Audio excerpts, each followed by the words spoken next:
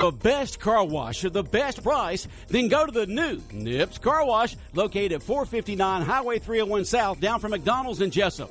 Nips Car Wash features state-of-the-art IQ automatic car wash system. Every car or truck that enters the automatic IQ wash system is scanned to capture its unique vehicle profile to give you a great car wash every time.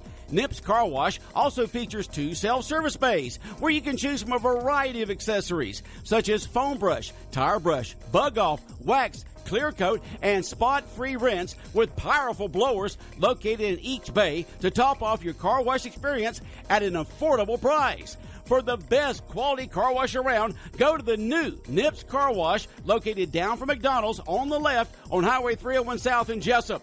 That's Nips Car Wash with a state-of-the-art IQ automatic wash system on Highway 301 South down from McDonald's in Jessup. 8:07 here at the Big Dog WYFO. Time for the world-famous Butch and Bob Show on this Monday morning. Brought to you by Nips Car Wash and Murphy Builder Supply. Good morning, Bob. Good morning. And we've got Representative Stephen Meeks on the phone. Again, it's Monday with Meeks. And, Stephen, appreciate you being here on the show. How you doing today? Yes, sir. Good morning. Doing well. How about y'all? Doing great. So, of course, the big story is the budget. The House rejected some cuts altogether, including more than $1 million in proposed vacancy eliminations at the Public Defender's Council. Again, the budget continues to get cut on these proposed, or they keep putting money back in, is what I should say. The governor proposed cuts, but the House says, nope, we're going to put them back in. So now it goes to the Senate. So how's this going to play out? Well, I think at the end of the day, we're going to continue to see everyone come to the table and figure out how we can, number one, do what's best for and spend Georgia taxpayers' money the most prudent way that we can, recognizing the revenue estimations may be down a little bit. I think they came back and readjusted some of the revenue estimations, but we were able to find some savings through some attrition in some positions that hadn't been filled, finishing out this fiscal year, and really digging down to finding ways that we can soften the blow of the cuts and delivering services that is required by the state, but yet still able to find some savings and reducing the budget overall, as the governor had indicated. Again, looks like they put a lot of money back in. Again, state lawmakers rejected proposed cuts to the Rural Health Systems Innovation Center, cuts to Mercer School of Medicine, the Medical College of Georgia's hospitals and clinics, the Morehouse School of Medicine, cuts to the Georgia's Poison Center. I don't even know what's the Georgia Poison Center? Never heard of that. It's a center. It's a hotline in which if poisons are ingested, consumers can call and get advice. That's the very high view of what I understand the center to be. But it's likely tied to the CDC with a hotline there for household items that may be ingested and wanting consumers to know what's going on there. House Speaker David Rawson says we tried our best with this budget to address the needs of Georgians. I think the amended budget that left the House today is a much better budget in terms of taking care of things Georgians need than the budget that was proposed to us. So do you agree with the House Speaker on that comment, or what do you think? Well, I think that what we have to look at is what's important to everyday Georgians, and I do agree that it is a better budget. We were able to soften the blows, and what we have to realize is while we're also cutting the budget, budget cuts impact everyday lives of our citizens. So, and some of that includes jobs that are being cut. Department of Corrections, Department of Agriculture, and others. Some of those positions had already been eliminated by their respective department heads due to the anticipated budget cuts that some departments were already beginning to implement. So while we are reducing the size of state government through some of these cuts, we're also impacting the everyday lives of Georgians. And when it comes to jobs, and it's very important that we do that prudently, making sure that we're continuing to offer the services that we're required to do. And one of those within the Department of Ag is inspectors. Consumers have the confidence in the Georgia Department of Agriculture that when they go in to buy meat products and other food products, that the stamp of approval has been given by inspectors from the Georgia Department of Agriculture, and the House saw fit and the need to restore some of those inspector positions for the commissioners, so that the consumers will continue to have the confidence in a safe food supply that they're shopping for every day. And I'm just curious, the governor makes this proposed budget, and, of course, it doesn't go as planned. What's his reaction? You heard from him, or does he just go along with the process? Well, it's in the way that our Constitution allows money to be spent, obviously the governor makes recommendations for the agency heads and the agencies under his control, and it's under the purview of the House to start the appropriations process, and then it moves to the Senate. So it's a collective agreement and a collective work product from all parties involved. And Kelly Farr, as y'all may have read, the OPB director, had not given some detail that the legislators were asking, which was important to some of the decision-making process. He then came back during the week of our recess and offered more information that was needed to make sure, number one, that the calculations were correct. I believe that in some of the calculations that were given for the cuts and what was necessary, that the calculations may have been a bit off from what they normally, or from the formula that had normally been used. So there's all kinds of conversation that has to take place. I haven't heard directly from the governor. I did see him a couple of times last week. He didn't mention anything in passing as to his response to the budget that the House had passed, for the amended budget. But it's a collective work product with everyone coming to the table to let us know what the needs are and how the cuts are going to impact services that are offered by Georgia and as well as everyday Georgians. If you're just joining us on the phone with us, State Representative Stephen Meeks. It's Mondays with Meeks. Some good news this past week. Again, the 5G was, passed, broadband where you hear, for the eggs and issues. So just give us your thoughts on how that's going to help this area. Well, I think it's going to be a great plus to our area and to our economy. Obviously, when it comes to healthcare, education, and promoting or recruiting businesses, everybody wants access to high-speed internet, and it's one of those things that I think will help us in the long run in our community, as well as with our education system, and making sure that our kids have access to the internet. And we've still got some expansion issues that we've got to work through. It's great news for 5G coming to this area. It speeds everything up, but we've also got to make sure we're still continuing to focus on those that don't have access. You talk about budget, talk about money not being what they anticipated to be. Always comes up the discussion of legalized gambling. I saw where there's been a bill proposed where they just want the people in the state of Georgia to be allowed to vote on that issue. Do you see that come to fruition, or do you think that's just going to fail? There's been more the conversation of that in the state Senate. Not so much in the full House level on our side. I don't know where that may go. There is some support for it at the Capitol, a lot of opposition to it, a lot of concern as to how it'll impact our economy, how the unintended consequences. And as I said to somebody the other day, I don't know that we're going to be building a resort out in the middle of rural Georgia to benefit rural Georgia. But I think it's one of those things that the governor said that he thinks the citizens of Georgia should have the opportunity to vote on it. I don't know where the Senate will be or where the House will come down on it, for that matter. I know there is support for it, but if listeners have any thoughts on it, I'd encourage them to send them to me via email and then let me know your thoughts on it. I thought that was kind of interesting. Like I said, the governor said he wouldn't mind people voting for it. I saw the House Speaker said the same thing, so I just wondered, if it were to get to that point where you might see it on a ballot in the near future. I think there's a potential. I don't know if it would happen for this year, given the timing, but there's the potential that it could be on the ballot. Okay. What else is going on, Stephen, that we need to be aware of? Anything in this area that we need to be mindful of, or what's going on? Well, a couple of things that I would say. We've had a lot of conversations over the past 2 weeks regarding coal ash, and last week I introduced House Bill 959. Which addresses the issue that's important to our citizens, and that is raising the tipping fee for coal ash going into landfills to $2.50 per ton or volume equivalent.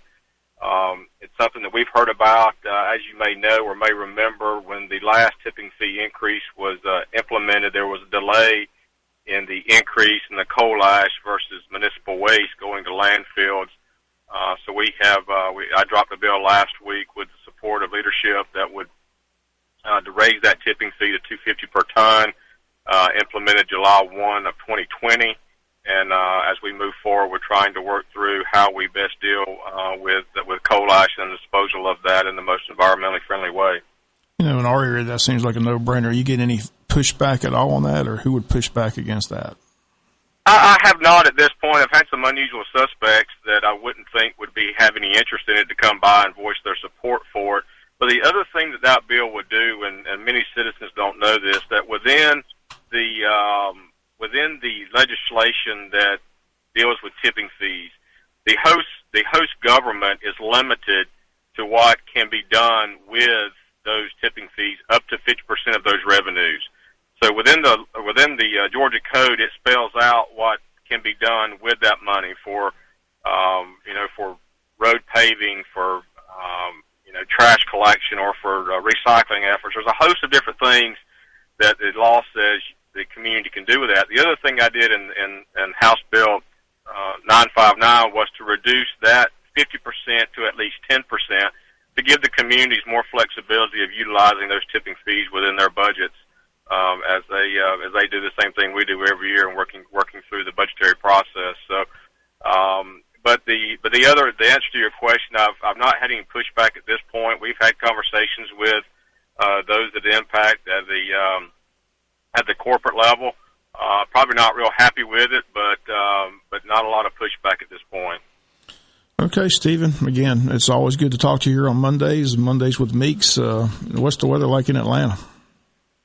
Well, we finally saw 2 days of sunshine last week. I hope it's going to be a better week this week when it comes to weather. I know we're wet at home, and did make a quick trip home this weekend, and we've had plenty of rain, and I know we're expecting some more this week. So hopefully those along the Altima Hall will be spared any significant flooding as we go through this. And I almost forgot. Congratulations to the cheer team! What a great job! Yep, they had a good showing. They did. That was awesome. Congratulations to that team. Okay, Stephen. Again, we appreciate you being here every Monday. What's the session winding down? How many more days we got? We're at day 6. We're at day 16. We're 2 weeks out from crossover day, and the schedule only goes through crossover day. So we're still waiting to hear what the remainder of the session will look like. Excuse me. Today is day 17, not 16. So 2 weeks out from crossover day, and then we'll hopefully be able to finalize it from there. As soon as the Senate if the Senate will go ahead and get the amended budget done, we can focus on the big budget, which are the big priorities that we have to do, and hopefully get some other important legislation passed as well. And before I let you go, again, if anybody wants to get a hold of you, what's the best way to get a hold of you? Like I said, you want emails. What's your email address? Email is stephen.meeks@house.ga.gov. Atlanta office number is 404-656-0178. And again, just remind everyone, if you have interest in a student or your child or young high school student paging, give us a call. Love to have them up. We can work that in between now and the end of the session. Now that everything's beginning to move, days are a little bit longer. But love hearing from folks at home. Come see me when you're in Atlanta. It's your office. It's your space here in Atlanta, so come by, utilize it, and let me know how I can be helpful. Are you going to make Taste of Wayne this year? Are you going to be able to fit that in your schedule? Depending on what the schedule looks like for that day, we're certainly going to try. It may be a quick trip home and back, but certainly going to try to make that happen, yes, sir. Okay, if you're there, hopefully we'll get the chance to see you and talk with you. So, again, look forward to that. But, again, appreciate you being here every Monday with Meeks, and, again, stay safe in Atlanta. Thank you, sir. Appreciate you. Thanks for all you do. Okay, again, those comments are State Representative Stephen Meeks. Monday with Meeks here on WIFO's world-famous Butch and Bob Show. We'll be back with more of the show right after this timeout. All right, America, H&R Block has some good news for taxpayers this year. Check this out. For a limited time only, you could get a refund advance loan of up to $3,500 the same day you file at Block. That's right. You could get up to $3,500 no interest. Why wait weeks for your refund when you could get money at Block today? See, told you it was good news. To learn more or find participating locations near you, visit hrblock.com. Get money faster. Get your taxes won, not your tax refund. $250, $500, $700, $750, $1,250, or $3,500 loans offered. Approval and loan amount based on expected refund and other conditions. Funds loaded on prepaid card. Tax returns may be e-filed without applying for this loan. Fees for other optional products or product features may apply. Limited time offer. Make an appointment by calling our Jessup office at 912-427-7769. Your H&R Block is conveniently located next to Goodwill and Walmart in Jessup. This is an optional tax refund loan from Access Bank, member FDIC. And then along came Walker Jones. It's 2020, and the new state-of-the-art Walker Jones Honda facility will be open before you know it. So Walker Jones is celebrating with unbelievable savings on all remaining 2019 models in stock. Kelley Blue Book has chosen Honda as America's best value brand for the 5th year in a row, also naming Honda the best overall brand and most refined brand for a 2nd straight year. And now, with all the savings that Walker Jones is offering, there's no reason to wait. Don't forget, we'll take care of you like good friends and neighbors should. It's our way of doing business. Hey, this is Kid Dean. Come down and see us at Walker Jones, home of the lifetime warranty. Lifetime. Walker Jones, Memorial Drive in Waycross, and online at WalkerJonesHonda.com. Some restrictions apply. See dealer for details. Ends 2/29/2020. Get the best deal from Walker Jones. 8:22 here at the Big Dog WIFO Butch and Bob Show, brought to you by Murphy Builder Supply and Nips Car Wash. Incredible crowd in the cold out there at the Bow on Friday night. Hats off to all those people that came out and great finish there. Yeah, great finish. Glad to win. Tough, good golf, good ball game. Some tough pitching for Appleton County again. That Higgins kid struck out 6 in a row, struck out 8. So it was a good ball game. Just want to remind people we got Blake Tillery tomorrow on Butch and Bob. We got Wednesdays with Workheiser, and we got Kelly Loeffler, U.S. Senator, this coming Friday. So looking forward to that interview on Friday. All right. And she's running for re-election in November. Got several people running against her, but it'd be interesting what she's got to say about filling the unexpired term for a long time friend Johnny Isaacson. So a lot going on. You got a big trip coming up this weekend. Yep, going to Atlanta. Like you said, the first game is at Loganville High School. Going to take on Whitewater. Then we're going to play Blessed Trinity on Saturday. And then it depends on how you win and lose those first 2 games. Depends on who you play the 3rd game on Saturday. So what's the I wonder between Loganville and Lilburn, how much of a drive is that? I have no idea. You're asking Ron Ray Morgan. Yes, that's right. Just follow the bus. So, but I know the first game's at Loganville High School. On Friday night, we take on Whitewater, which is a very good baseball team. And then Saturday, Blessed Trinity.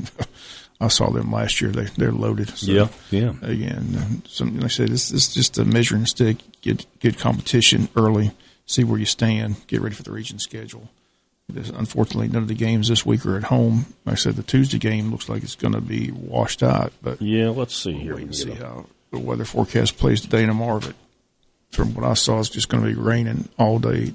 Later today and all day Tuesday. So let's just check down there in Camden County and see what's going on. Let's see here. Tuesday and Wednesday, yes.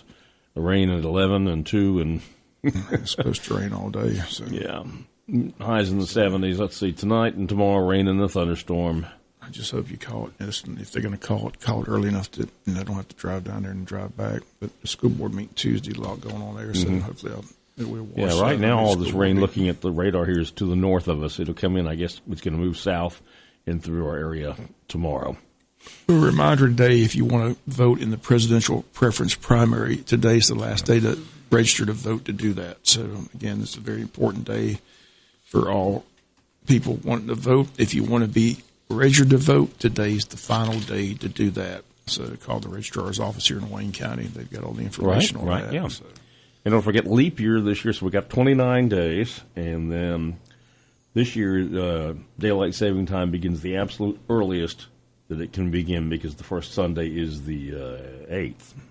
We had Braves baseball this past weekend. Yes. I know they won Saturday. What they do Sunday? They split. They lost to Detroit 5-1, I think. But the first games after the second inning, it's Johnny Holstaff. Not only on the mound, but out there in the field, too. Everybody gets in the first week or so. Should be a great Braves season. I said a lot of new players. They shored up the pitching, so bullpen strong. So should be a fun year for Atlanta Braves baseball. Truist Park is the new name, and I keep calling Northport South Park. I'll probably do that till I die. Like I keep wanting to call the Nationals, the Montreal Expos.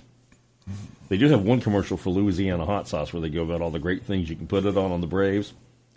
And they say, and there's a name for people who don't put Louisiana hot sauce and everything. We call them Nats fans. I got a chuckle out of that over the weekend.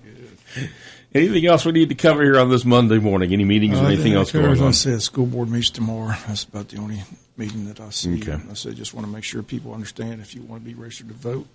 Today's the last day to do that, so call the registrar's office. You had that interview with Lindsey Thomas about trying to set up an authority for out at the landing. Well, I think they set the authority up. We'll try to get the list of those people on that. Okay. Get that from the county, because that's what they were doing on Fridays. Right. Interesting meeting. Got a chance to get towards the end of that meeting at the hospital conference room. So, again, they got a $200,000 trail grant. They're trying to make improvements down there at J.C. Landing. So, trying to get that bait shop up and back up, which has been a sticking point for a lot of people. Again, they haven't been able to come to any conclusion on that. Yeah, so, yeah.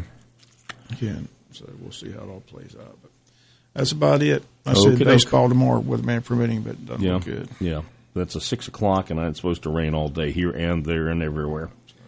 All right, well, that'll do it. Thank you, Bob. Have a good morning. World-famous Butch and Bob Show on the Big Dog WIFO, brought to you by Murphy Builder Supply and Nips Car Wash. Good morning from FM 105.5 at 827. Up next, an update from Fox News Radio. And then along came Walker Jones.